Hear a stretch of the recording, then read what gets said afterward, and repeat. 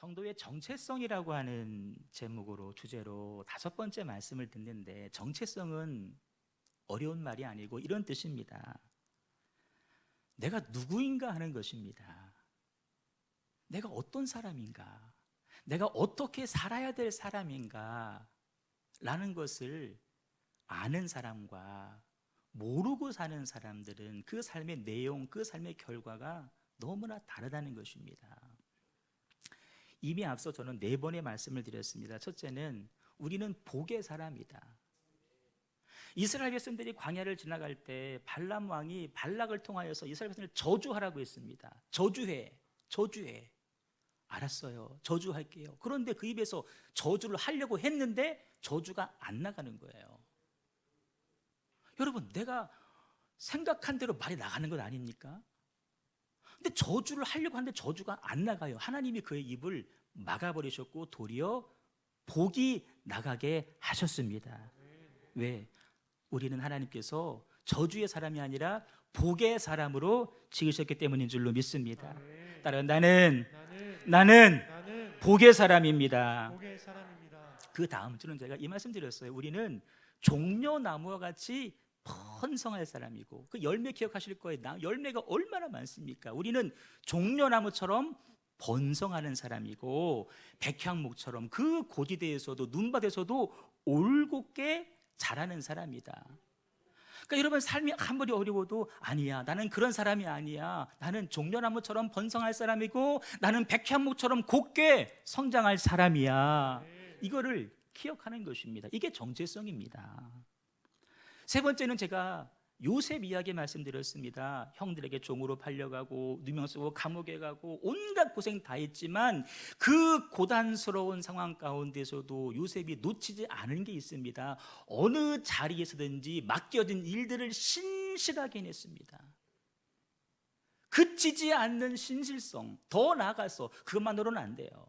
더 나아가서 내가 감옥에 있어도, 내가 종으로 팔려가도 나는 나를 창조하신 하나님을 예배하며 살리라. 하나님을 그치지 않는 예배자의 삶을 살았다는 것입니다.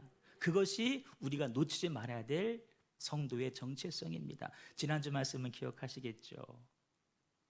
어떤 말씀이었나요? 너는 하나님이 최고의 투자를 한 사람이다. 여러분, 내가 주식 투자해놓고 관심 없나요? 그것만 바라보는 거예요. 내 전 재산도 아니에요. 돈 일부. 그런데 그거 바라봐요. 하나님은 우리를 위해서 뭐를? 자신의 생명을 투자하셨습니다. 우리를 왜 주목하지 않겠어요? 왜 바라보지 않겠어요? 아들을 주신 하나님이 그 밖에 무엇을 아끼시겠어요? 우리가 어떤 사람이다? 하나님의 최고의 투자 대상이다. 오늘은 5번째, 너는 떠내려가다가 끝날 사람이 아니다. 벌써 제목만 들어도 오늘 말씀 다 끝났습니다.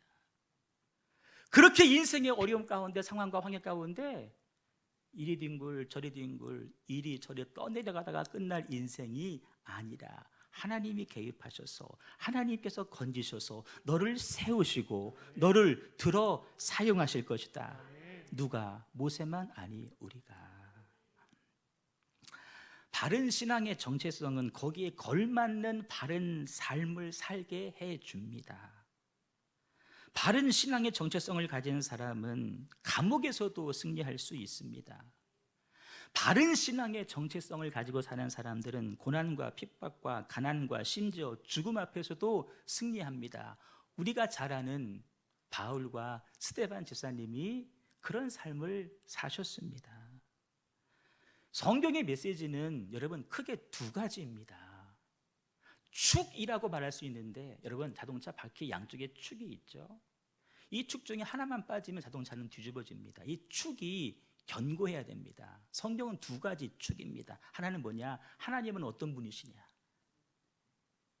그 하나님이 나의 구원을 위해서 무엇을 행하셨느냐? 성경은 그것을 기록하고 있습니다. 구원의 역사 한 축입니다. 그럼 다른 축은 무엇이냐? 그 하나님께로부터 구원받은 나는 어떻게 살 것이냐? 정체성의 문제입니다. 이 두 가지를 설명하기 위해서 하나님께서 이 방법으로 저 방법으로 이 사람을 동원하고 저 사람을 동원하고 이 사건 통해서 저 사건 통해서 이 비유 통해서 저 비유를 통해서 이 두 가지만 계속해서 지금 말씀해 주고 있는데, 오늘 말씀에 등장하는 모세 역시도 하나님께로부터 구원받은 자로서 모세가 어떤 삶을 살았는지를 우리들에게 보여주면서, 야, 모세 대단하다, 그걸로 끝날 것이 아니라 우리도 모세처럼 살 수 있고, 아니 살아야 되고, 아멘, 그럴 존재다 말씀해 주고 있다는 것이죠. 모세가 태어났던 시대, 여러분 너무나 잘 알고 있습니다. 노예 시대입니다. 노예의 아들로 태어나면 그는 자동으로 노예가 되는 시대입니다. 근데 이 시대는 더 심했습니다. 아들로 태어나서 차라리 노예로라도 살았으면 좋았는데, 아들이면 태어나자마자 죽임을 당해야 되는 그런 시대.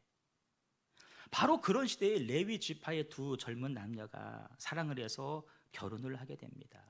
그런데 이 젊은이들의 사랑 이야기를 전할 때에, 또 모세가 태어났을 때에 성경은 이들 부모의 이름을 처음부터 언급하지를 않습니다. 그냥 레위 가족 한 남자가 레위 가족 한 여자에게 결혼했다라고만 무명으로 이름을 처리합니다. 무슨 의도가 있습니다. 이들의 존재 자체가 의미 없다는 거예요. 이들 사이에 누가 뭐 태어났다? 그것 자체가 의미가 없을 정도로 암울한 시대라는 것을 지금 강조하고 있습니다. 그런데 저 뒤에 가면 이들 부모의 이름이 언급이 됩니다. 출애굽기 6장에 가야 비로소 나오는데, 나중에 훗날 모세가 하나님 앞에 부르심을 받습니다. 부르심을 받고 났을 때 그 모세가 어떤 사람인지 그의 족보를 언급하는데, 비로소 그 아버지 이름이 아므람이고 그 어머니 이름이 요게벳이다라고 성경이 저 뒤에 가서 언급을 합니다. 레위지파 소속의 남자와 여자가 만나서 결혼을 했고 아이를 갖게 되었다. 여느 가정처럼 행복한 임신이 절대로 아닙니다. 불러오는 아내의 배를 바라보면서 아들이면 어떡하지? 그 부부는 두려워할 수밖에 없는. 근데 낳고 봤더니 아들입니다. 죽여야 되는 상황입니다. 그런데 오늘 2절 말씀을 보니까 그들이 그 아들을 숨겨서 길렀다라고 말씀합니다. 아니, 당대 최고의 바로가 명령하기를 아들 낳으면 죽여라 그랬는데, 이들은 왕의 명령을 어기고 아들을 숨겨 기릅니다. 그 이유를 설명할 때 잘생긴 것을 봐서. 여러분, 고슴도치도 자기 새끼는 이쁘다는 말이 맞는 말 아닙니까? 맞습니다. 자기 자식 안 예쁜 부모가 누가 있겠습니까? 이 말씀 얼핏 보면은 에이, 모성애, 고슴도치 그런 거야. 히브리서 11장에 가시면, 여러분 히브리서 11장은 믿음의 위인들만 모아놓은 장이 11장인데, 거기에도 이렇게 표현했습니다. 그 부모가 아름다운 아이임을 봤다. 그러니까 말씀을 조금 깊이 알지 못하는 사람이 이 두 구절만 보면 모성애 때문에 당연한 거 아니야 라고 생각을 할 수 있는데, 사도행전에 가면 다르게 기록을 합니다. 사도행전의 저자는 누가복음을 기록한 의사 누가입니다. 의사, 나름대로 예민하고 관찰력 있는 분이죠. 혹시 후대 사람들이 오해할까 봐 아주 정확하게 기술하기를, 하나님 보시기에 이 아이는 아름다운지라 라고 기록을 하고 있습니다. 여러분, 사람 보기 아름다운 것은 모성애입니다. 그런데 하나님 보시기에 이 아이가 아름다운 아이다. 부모의 관점을 뛰어넘어서 하나님의 관점으로 이 아이를 바라봤고, 이 아이를 믿음의 관점으로 바라봤다는 것입니다. 이 아이를 향한 하나님의 분명한 목적이 있음을 그들 부모가 봤다는 것입니다. 지난주 본문이 전도서 말씀이었는데, 하나님께서 모든 만물을 지었는데 때를 따라서 아름답게 지었다고 말씀하셨어요. 이 아름다움이 그냥 보기에 좋다, 그런 아름다움이 아닙니다. 하나님의 어떤 분명한 목적을 가지고 아름답게 지었다라는 것입니다.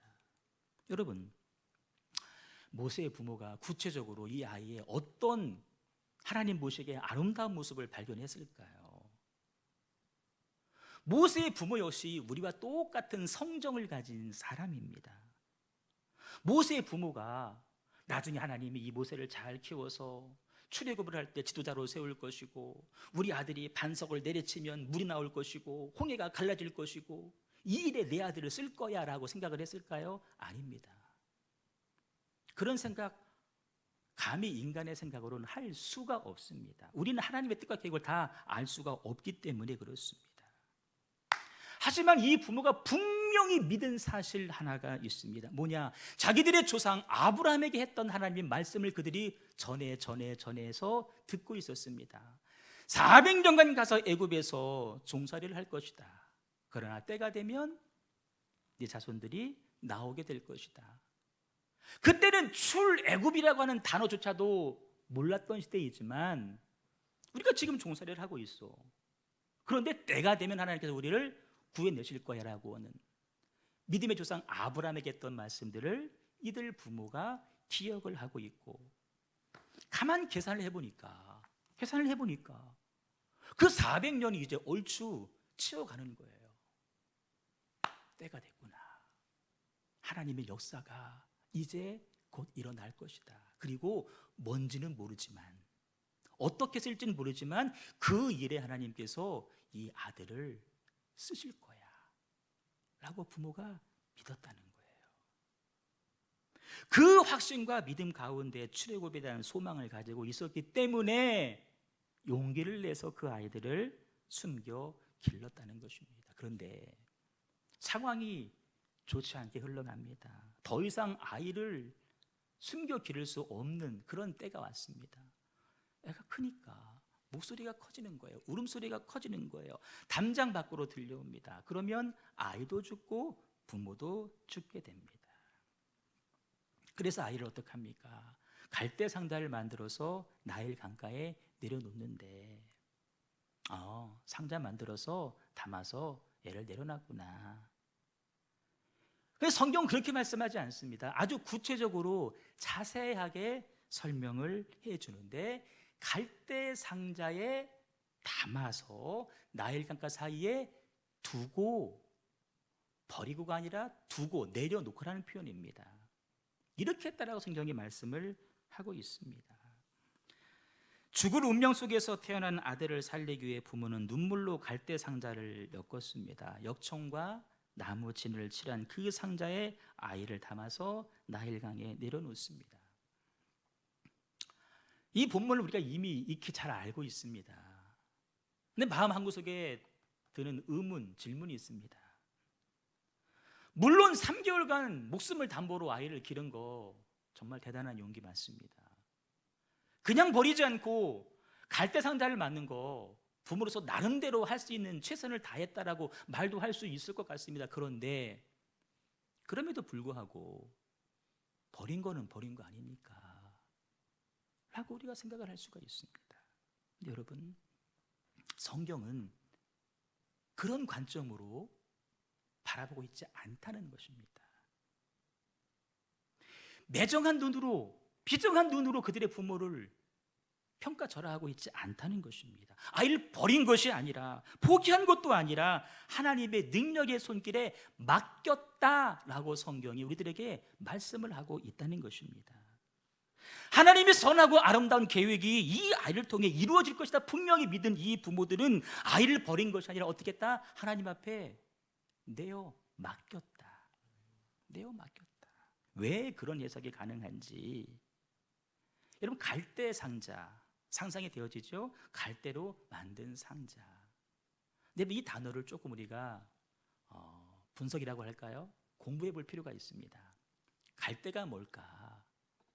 갈대는 이겁니다. 애굽 나일 강가에서 자라는 저게 파피루스라고 합니다.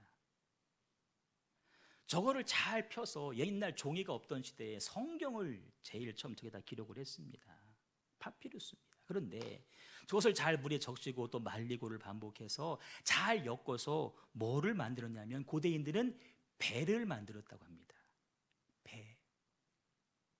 이게 갈대입니다. 근데 이런 배라고 해서 종류가 다양하겠죠. 유람선도 있을 것이고 통통배도 있을 것이고 여러 종류의 배가 있는데 어떤 배를 만들었냐? 상자라고 하는 단어를 보시면 됩니다. 우리 성경은 그냥 상자 그랬지만 원어 히브리어 성경을 바라보니까 테바라고 하는 단어를 썼습니다. 테바. 이 단어는 이 성경 전체에서 딱 2번밖에 나오지 않는 단어입니다. 방주라고 하는 의미를 가지고 있습니다. 방주하면 떠오르는 분 노아 할아버지. 노아가 만든 배, 우린 배라고 말하지 않습니다. 방주라고 말합니다. 오늘 모세의 부모는 갈대를 엮어서 뭐를 만들었다? 방주를 만들었다는 것입니다. 노아 시대에 그 홍수가 났지만 40주 40여 비가 큰 홍수가 왔지만 그 방주가 노아의 가족을 살린 것처럼 오늘 모세의 부모는 비록 크기는 형편없지만 이 방주가 이 아이를 살릴 것이다. 아멘. 노아가 방주를 만드는 심정으로 이 갈대 상자, 갈대 방주를 만들었다는 것입니다. 믿음의 행위를 했다는, 버린 게 아닙니다. 하나님이 살릴 것이다. 갈대를 꺾고 바구니를 만들던 밤, 육신의 부모이기 때문에 그 헤어짐이 못내 아쉬워서 슬퍼서 그들은 밤새 울었을 것입니다. 하지만 이렇게 기도했을 것입니다. 하나님, 우리 품에서 키우던 이 아이를 더 이상 숨길 수가 없어서 하나님 앞에 내려놓습니다. 이 아이를 하나님 앞에 맡겨드립니다. 하나님의 손길에 이 아기를 내려놓습니다. 그러니 이 아이를 지키시고 구원해 주십시오. 넘실대는 나일 강가에 내려놓았죠. 이 내려놓음이란 단어 우리에게는 꽤 익숙한 단어입니다. 이 주제로 설교 여러 번 들은 적 있으실 것입니다. 책을 좋아하시는 분은 이용규 선교사님, 서울대학교를 나오시고 유망하신 분이셨는데 다 내려놓더니 몽골에 선교사로 가셨습니다. 우리가 볼 때 야, 저분 다 내려놨구나. 나중에 돌아오셔서 책을 또 쓰셨습니다. 더 내려놓음. 내려놓을 게 더 있더라는 것입니다. 다시 또 선교를 나가시죠. 내려놓아야 되는 것이 참으로 어려운 일임을 우리 너무나 잘 알고 있습니다. 머리로 알지만 가슴으로 잘 되어지지 않고 특별히 행동으로는 더 되어지지 않는 일이 내려놓음의 일입니다. 하지만 중요한 것은 내려놓는 것과 버리고 포기하는 것은 분명히 다릅니다. 내가 누구 앞에 내려놓느냐? 내가 사람 앞에 굴복하느냐 아니면 하나님 앞에 굴복하느냐? 내가 사람 앞에 내려놓느냐 하나님 앞에 내려놓느냐? 하나님 앞에 내려놓아질 때 더 큰 역사로 나타나게 될 줄로 믿습니다. 그 믿음으로 모세의 부모는 하나님 앞에 내려놨습니다. 그런 의미에서 진정한 신앙생활의 시작은 내려놓음입니다. 처음에는 하나님을 통하여 내가 무엇을 더 얻을 수 있을까? 당연하죠. 괜찮습니다. 그런데 시간이 지나고 성숙이 되어져 갈 때 이제는 아니구나. 내가 얻을 것이 아니라 내가 무엇을 드릴 것인가? 내가 무엇을 포기할 것인가? 처음엔 내가 하나님을 바꿔서 내가 뭔가를 누리고 싶었는데 아니구나. 하나님을 바꾸려고 하지 말고 내가 바뀌어야 되는구나. Not change God, but change me. 하나님을 바꾸려고 하지 말고 내가 바뀌어야 되는구나. 여러분, 진정한 신앙생활이 무엇일까? 나의 무능함, 나의 연약함 인정하고 대신 모든 가능성의 원천이신 하나님 앞에 내려놓는 것이 진정한 신앙생활인 줄로 믿습니다. 그때 하나님의 은혜가 부어지고 그때 하나님의 역사가 나타나게 될 줄로 믿습니다. 우리의 모습은 어떨까요? 끊임없이 나의 것을 주장하고 있지는 않습니까? 내가 애쓰고 수고했다라고 저 물질도 내 거라고 고민하지 않습니까? 내가 어떻게 올라온 자리인데 그 명예 내 거라고 말하지 않습니까? 내가 낳은 자녀 내 거라고 주장하지 않습니까? 내가 어떻게 해보려고 하지 않습니까? 늘 우리는 내 거 챙기기에만 골똘합니다. 하지만 하나님은 계속해서 말씀하시죠. 아니야, 내려놔야 돼. 내려놓음이라고 하는 것은 나를 비우고 하나님으로 채우는 삶의 결단입니다. 그것이 하루아침에 이루어진 일은 결코 아닙니다. 늘 삶 가운데서 훈련이 되셔야 되고 채워 넣어야 될 삶의 내용입니다. 어제 잘 됐는데 오늘 안 될 수도 있습니다. 하지만 그것이 습관이 되고 일상이 되고 상식이 되고 그럴 때 하나님의 은혜가 부어지고 그럴 때 하나님의 놀라운 기적을 경험하게 될 터인데 그 은혜, 그 기적이 우리 모두의 삶 가운데 가득하시기를 주님의 이름으로 축복합니다. 궁금한 게 있습니다. 모세의 부모는 어떻게 그 깊은 영적인 원리를 알았을까? 우리가 알기에 모세의 부모는 그냥 노예인데 죽으라고 일만 해야 될 노예인데 어떻게 그 깊은 영적인 비밀을 알게 됐을까? 1절에 그 해답이 있습니다. 레위 가족, 레위 여자라고 하는데 중요한 힌트가 있습니다. 아직 이때는 이들이 이스라엘 민족의 12지파가 아직 형성되기 전 일이지만 성경이라고 하는 것이 그 다음 시대에 쓰여진 것입니다. 이스라엘 민족들이 가나안 땅에 정착해서 지파별로 이렇게 형성이 되질 때 이들의 가족을 거슬러 올라가 봤더니 모세가 있더라는 거예요. 그들의 지파가 레위 지파, 제사장의 가문을 형성하게 되는 것입니다. 무슨 말이냐? 노예의 신분이었지만 그들은 마음속으로 신실하게 하나님을 섬기는 그 믿음을 놓치지 않았다는 것입니다. 삶의 형편과 상관하지 아니하고 하나님 한 분만 바라보면서 가슴속에는 민족 구원의 꿈을 꾸고 있었고 내 사랑하는 자식을 버려야 되는 그런 기가 막힌 상황에서도 하나님을 전적으로 신뢰했기 때문에 그분의 손에 모든 것을 내려놓을 수가 있었다는 것입니다. 상황 따라서 흔들리는 삶이 아니었다는 거예요. 비록 노예였지만 그들 마음속에 누가 있었다? 하나님이 계셨다. 아이를 상자에 담아서 내어보낼 때 부모의 마음은 찢어질 듯이 아팠을 것입니다. 하지만 여러분, 그 상자가 어떤 상자인지를 생각해 보십시오.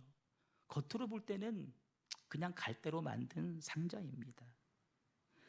도도하게 흐르는 그 나일강으로부터 어린아이의 생명을 지켜주고 보호하기에는 턱없이 작고 보잘것이 없는 상자입니다. 결코 거친 파도에서 아이를 지켜줄 수 없을 것처럼 보이는 상자에 불과합니다.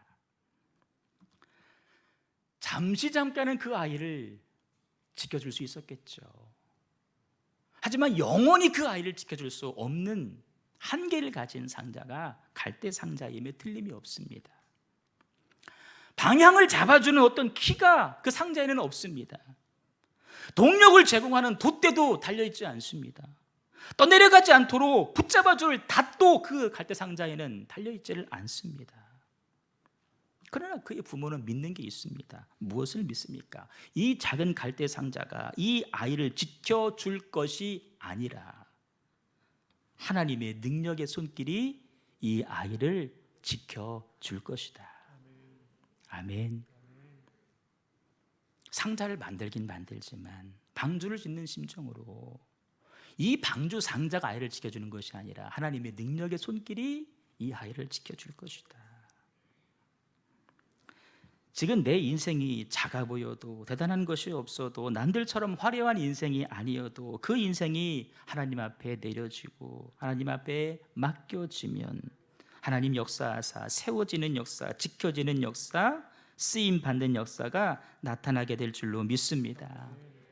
여러분, 놀라운 것은 이런 하나님의 은혜, 하나님의 역사는 내가 막 올라갈 때, 이 마음이 막 분주하고 막 들떠 있을 때, 교만할 때는 이런 은혜가 보이지를 않습니다. 형통할 때만, 그때는 하나님의 은혜가 또 찾아지지도 않고 기대되지도 않고, 그러니까 기대할 필요도 없고 보여지지를 않습니다. 내려갈 때 이 은혜가 보입니다. 겸손해질 때, 내려놓을 때 하나님의 은혜가 보입니다. 하나님의 나라는 그런 나라이기 때문에 그렇습니다. 아무도 주목하지 않는 상자, 그 안에는 히브리 노예의 아들이 담겨 있습니다. 그가 죽든 말든 떠내려가든 사람들은 관심을 가질 이유가 하나도 없습니다. 하지만 그 억울하고 암울했던 시간에 자꾸 어린 생명이 위협받고 있던 그 절박한 순간에 그 갈대 상자를 주목해서 보시는 분이 계셨습니다. 강에 던져진 그 갈대 상자를 친히 핸들을 잡고 운전하시는 분이 계셨습니다. 버려짐의 땅에 결코 한순간도 눈을 떼지 아니하시고 바라보시고 주목하시는 분이 그 강가에 함께 하셨습니다. 하나님이 물의 흐름, 방향까지도 속도까지도 다 조절하면서 그를 바라보고 계셨습니다. 하나님의 은혜가 가장 충만한 상자. 여러분, 요만한 상자, 공간적으로 한 평도 안 됩니다. 한 평도 안 돼요.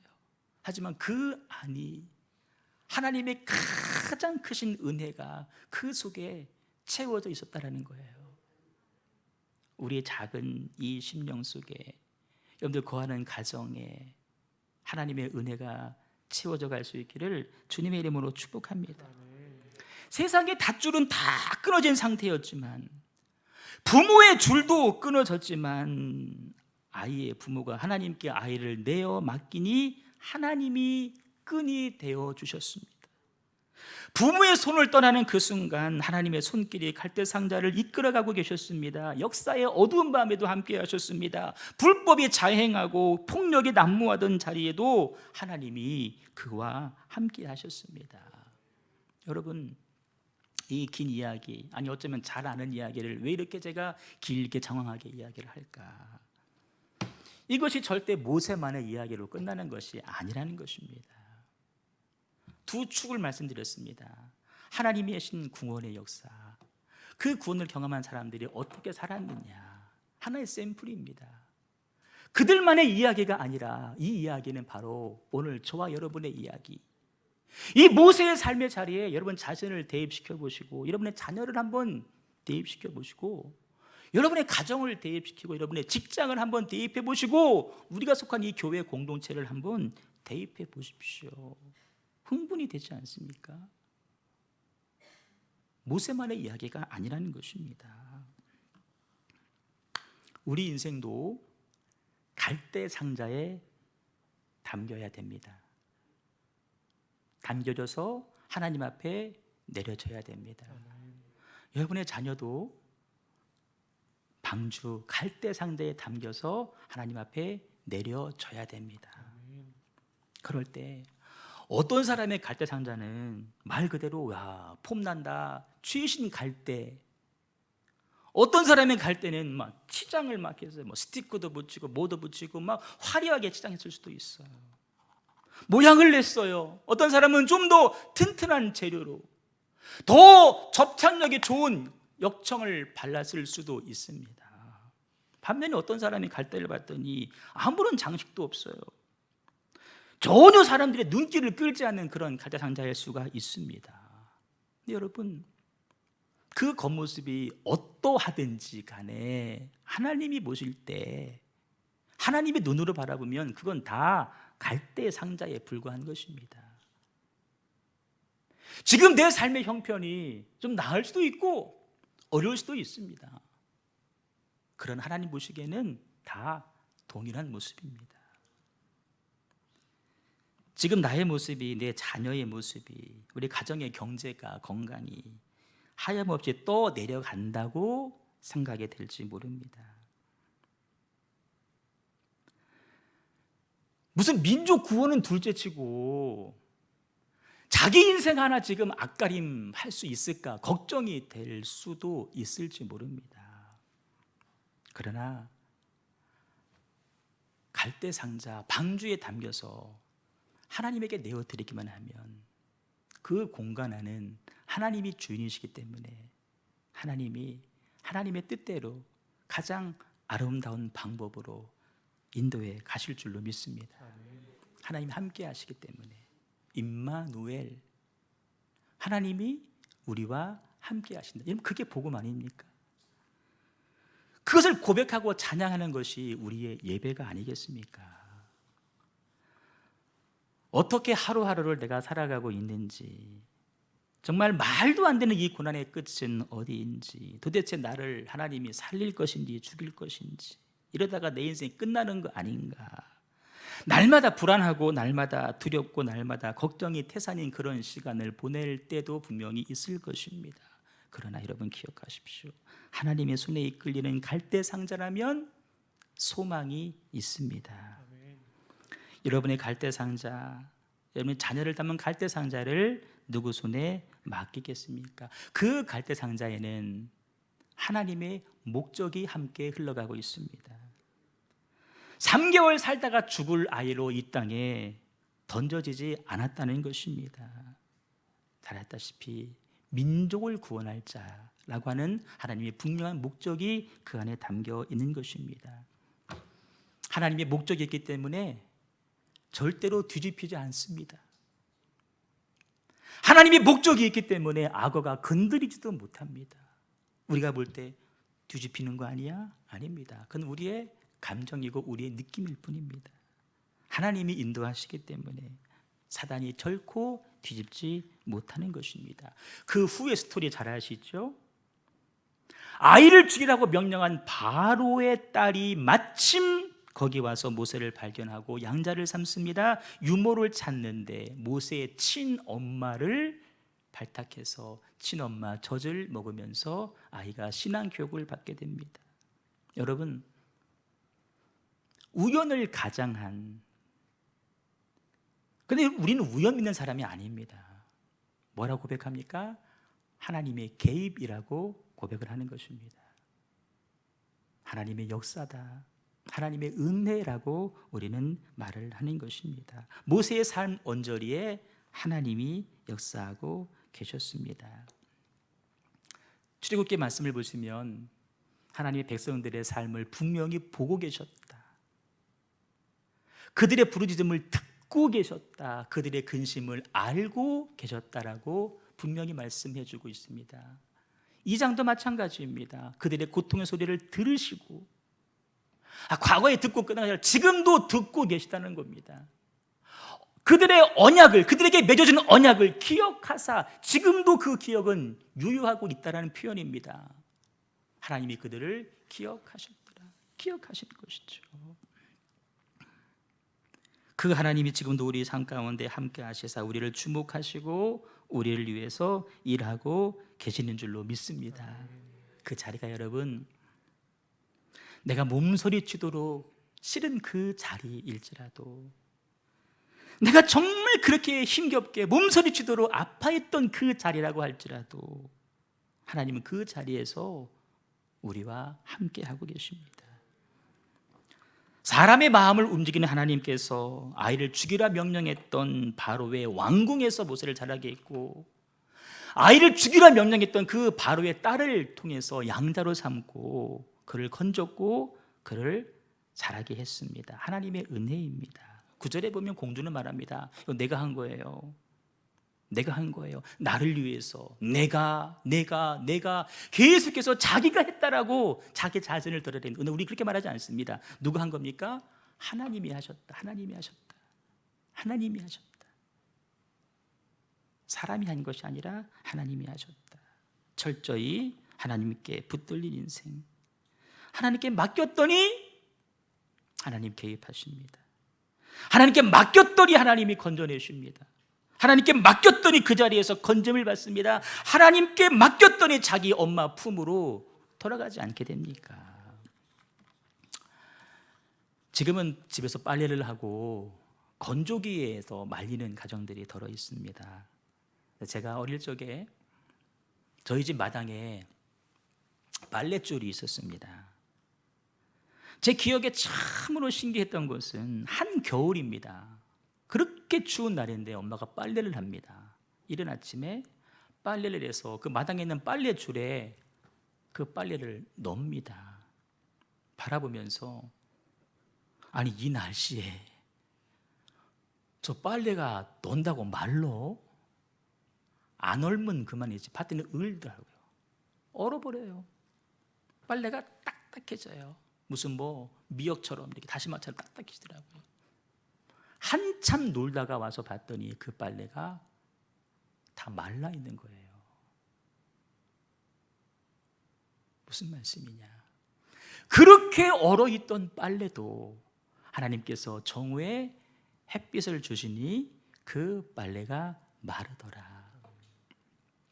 내린 결론이 빨래는 얼면서 마른다.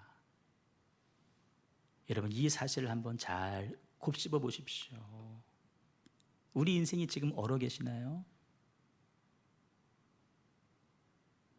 그 얼 인생 가운데도 하나님이 정오에 잠시라도 햇빛을 주시면 그 빨래는 말라요. 그런 것처럼 우리 인생 깨끗해져요. 말라지는 거예요. 인생을 바라보면서, 자녀들을 바라보면서, 내 건강 바라보고, 내 재정 상태를 바라보고, 내 가정을 바라보고, 내 직장, 내 사업장을 바라보고, 우리가 속해 있는 교회를 바라보면서 어떨까? 모세처럼 이대로 떠내려가는 것은 아닐까? 끝나버리는 것은 아닐까? 3개월 살고 끝나는 것 아닐까? 염려가 본물처럼 몰려오는 그 시간도 우리 하나님이 지켜보고 계시고 이렇게 말씀하십니다. 내가 너를 지명하여 불렀나니 너는 내 것이라. 너는 내 것이라. 인생의 어두운 밤에 하나님의 역사를 위해서 아주 작은 우리를 하나님이 주목하고 계십니다. 던져진 자리, 떠내려가는 자리에도 하나님이 일하고 계십니다. 그리고 말씀하십니다. 너는 그렇게 떠내려가다가 끝날 인생이 아니란다 라고 말씀하셔요. 너 그렇게 떠내려가다가 끝날 인생 절대 아니야. 여러분 내 마음속에 한번 스스로에게 말해보십시오. 내 이름을 대면서 아무개야 너 그렇게 떠내려가다가 끝날 인생 아니야. 자녀들을 생각해 보면서 아무개야 너 그렇게 떠내려가다가 인생 아니다. 우리가 할 일이 있습니다. 갈대상자 방주를 만들어 주는 일을 해주셔야 됩니다. 거기 아이를 담을 수 있을 정도로 나도 들어가고 나를 위한 갈대상자, 자녀를 위한 방주 갈대상자를 짓고 그것이 하나님 앞에 이렇게 내려놓아질 때 하나님이 그 공간을 치리하십니다. 악한 것들이 들어오지 못하게 하나님이 지켜주십니다. 우연을 가장한 필연 하나님의 은혜로 그들의 삶을 인도해 가실 것입니다. 여러분의 가정도 이 나라도 우리의 교회도 하나님께서 그렇게 이끌어 가실 것입니다. 그렇게 흘러 떠내려가다가 끝날 인생이 아니다.